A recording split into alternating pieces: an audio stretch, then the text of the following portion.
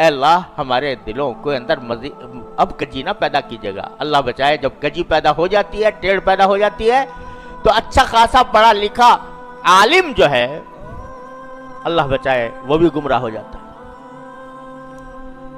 اللہ تعالیٰ محفوظ رکھے. تو ٹیڑھ سے بچائے اللہ تعالیٰ. یہ بہت بڑی زبردست دعا ہے, خاص طور سے ان لوگوں کے لیے جو علم کے کاموں میں لگے رہتے ہیں کہ بھئی کچھ ٹیڑھ نہ پیدا ہو جائے کہیں. اللہ بچائے جب ٹیڑھ پیدا ہو جاتی ہے تو اچھا بھلا آدمی جو ہے وہ گمراہی کے راستے پہ پڑ جاتا ہے, گمراہی کے راستے پہ پڑ جاتا ہے. دارالعلوم دیوبند کے فارغ التحصیل عالم, کہاں کے؟ دارالعلوم دیوبند, سب سے بڑی ہماری اسلامی تعلیم کا سب سے بڑا مرکز, وہاں کے عالم ہیں. اللہ بچائے, اللہ بچائے, ٹیڑھ پیدا ہوئی, عیسائی ہو گئے, عیسائیوں کے مبلغ بن گئے. اللہ بچائے. تو اللہ تعالیٰ حفاظت فرمائے. جب ٹیڑھ پیدا ہوتی ہے تو ٹیڑھ کہیں سے کہیں لے جاتی ہے. ایک دو مثالیں نہیں ہیں, بہت سی مثالیں ہیں. اچھے بھلے آدمی تھے, علم بھی مستحکم تھا,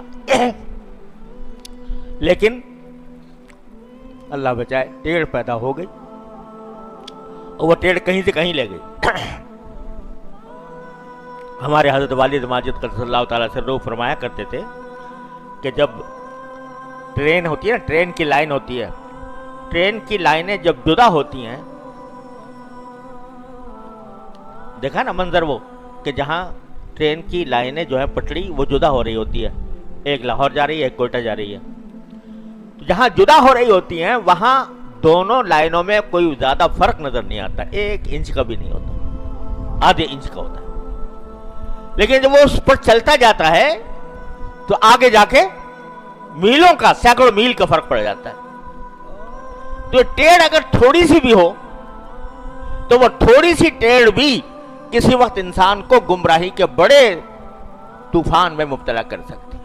اللہ بچائے. تو اس لیے بزرگوں نے فرمایا, اور یہ بات بڑے کام کی یاد رکھنے کی ہے, کہ اپنی ایک تو صحبت صحیح رکھو, اور اپنا اٹھنا بیٹھنا اور اپنی دین کی سمجھ حاصل کرنا, اس کے لیے جو اجمالی طور پر جن کے بارے میں آپ سمجھتے ہیں کہ متبع سنت ہیں الحمدللہ, اور الحمدللہ دین کی فہم رکھتے ہیں, اور اہل علم ان پر اعتماد کرتے ہیں, اور کسی اللہ والے کی صحبت میں رہے, تو بس وہاں بیٹھے ہو تو بیٹھے رہو. اب ادھر ادھر نہ بھاگو. معلوم صاحب فلاں صاحب کا بڑا زبردست آج کل چرچا ہے, اور فلاں صاحب جو ہیں ان کے ہاں درس قرآن بڑا زبردست ہوتا ہے, اور مخلوق جمع ہوتی ہے اور بہت فائدہ ہوتا ہے لوگوں کو. اچھا بھی ذرا ہم بھی جا کے دیکھیں. اچھے خاصے ایک جگہ بیٹھے ہیں اور وہاں سے دین حاصل ہو رہا ہے, اللہ تبارک و تعالیٰ اپنے فضل و کرم سے دین سمجھا رہے ہیں. اب دل میں پیدا ہوا جی فلاں صاحب کا درس جو ہے وہ بڑا مقبول ہو رہا ہے لوگوں کے اندر, اور لوگوں کو بڑا فائدہ ہوتا ہے, چلو بھائی ان کو بھی دیکھیں. اب ان کو بھی دیکھنے کے لیے پہنچ گئے. اب وہاں جو لوگ جمع ہیں بیچارے, وہ ان کی زبان کے فصاحت و بلاغت سے, ان کی طرز تکلم سے ان کے متاثر ہیں. لوگ بیٹھے ہوئے سر دھن رہے ہیں ان کی باتوں پر.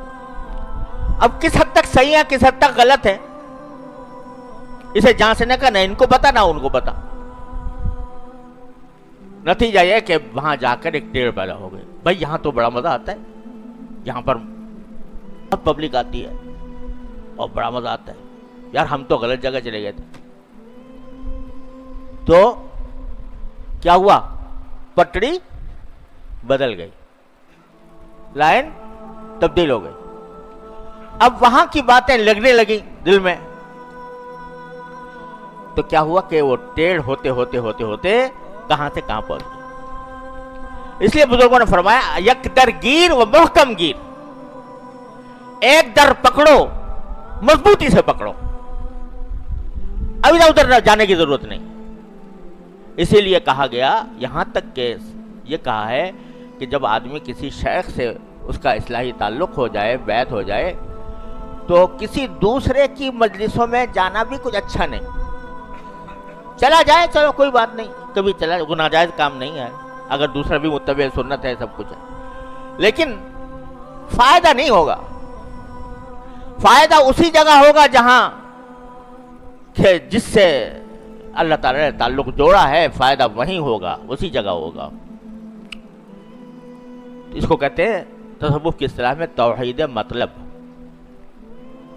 توحید مطلب، کہ جس سے تعلق ہوا بس وہ اس سے جڑے رہو۔ ہاں، جڑنے سے پہلے یہ تحقیق کر لو کہ بھئی متبع سنت ہیں، کسی اللہ والے کی صحبت میں رہے ہیں، کسی اللہ والے نے ان کو اس بات کا مجاز بنایا ہے، اور عام ان کا طرز عمل جو ہے وہ سنت کے مطابق ہے، علماء اہل اللہ ان کو پسند کرتے ہیں یا ان کی بات پر اعتماد کرتے ہیں، یہ اطمینان پہلے کر لو۔ جب کر لیا تو بس یک در گیر و محکم گیر، اب ایک در کو پکڑ کے بیٹھو، اسی کو مضبوطی سے تھامو۔ ادھر ادھر جاؤ گے تشویش پیدا ہوگی، مزاجوں میں فرق ہوتا ہے، ذوق میں فرق ہوتا ہے۔ تو اس لیے یعنی اہل حق علماء کے بارے میں بھی، اہل حق اہل اللہ کے بارے میں بھی یہ کہا گیا ہے کہ بھئی بہت زیادہ ادھر ادھر جانے کی ضرورت نہیں، ایک جگہ پکڑ لو بس، وہ کافی ہے۔ تو جب اہل حق کے بارے میں یہ کہا گیا ہے تو آپ مزہ چکھنے کے لیے اگر اہل باطل کے پاس جائیں کہ بھئی وہاں دیکھیں کیا بڑا آج کل شہرا ہے، بڑے یہ ہوتا ہے نا کہ بڑی کوئی شخص مشہور ہو جاتا ہے، میں کسی کی مذمت نہیں کر رہا، لیکن مشہور ہو گیا، اب اس کا پس منظر کیا ہے، اس کا علمی مقام کیا ہے، اس کا ذہنی جھکاؤ کیا ہے، اس سے بے نیاز ہو کے یہ مخلوق جا رہی ہے بہت اس کے پیچھے، چلو ہم بھی چلیں۔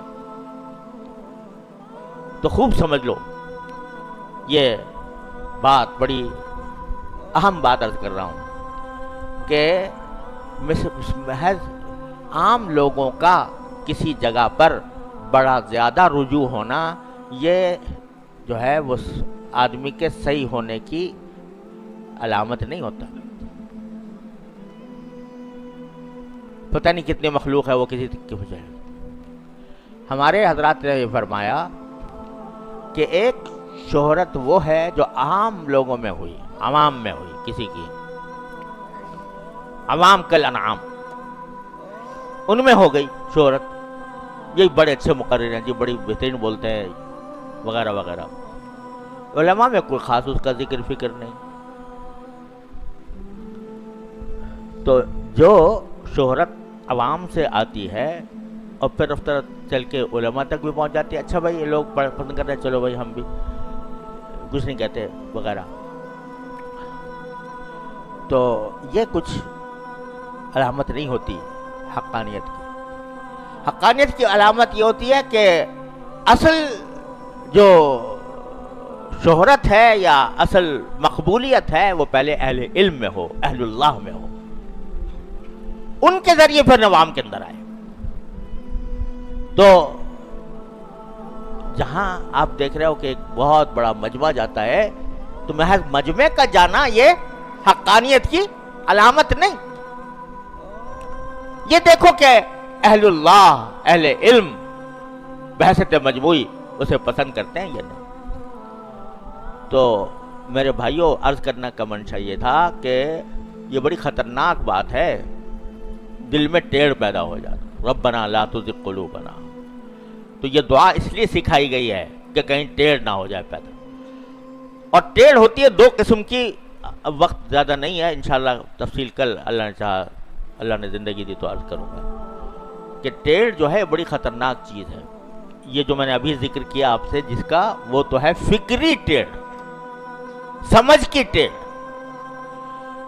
سمجھ کی کجی، کج فہمی، اس سے بھی اللہ کی پناہ مانگنی چاہیے، اور کوئی ایسا طریقہ اختیار نہیں کرنا چاہیے جس سے وہ ٹیڑھ پیدا ہو۔